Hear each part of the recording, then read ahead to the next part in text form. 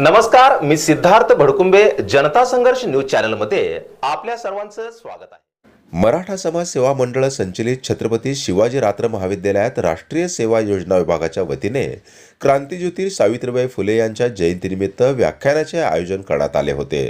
यावेळी व्याख्याते म्हणून डॉक्टर सोनाली गिरी यावेळी उपस्थित होत्या।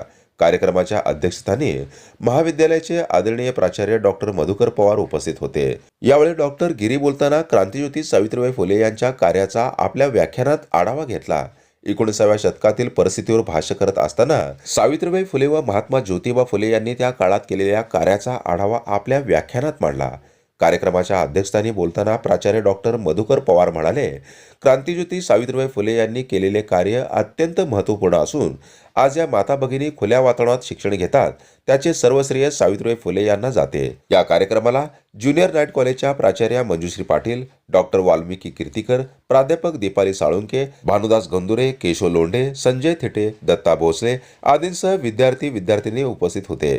कार्यक्रमाचे सूत्रसंचालन व प्रास्ताविक डॉक्टर युवराज सोरोसे यांनी केले, तर आभार शंभूदेव गावडे यांनी मानले। अशाच नवनवीन घडामोडी पाहण्यासाठी जनता संघर्ष न्यूज चॅनलला लाईक करा, शेअर करा आणि सबस्क्राईब करायला विसरू नका।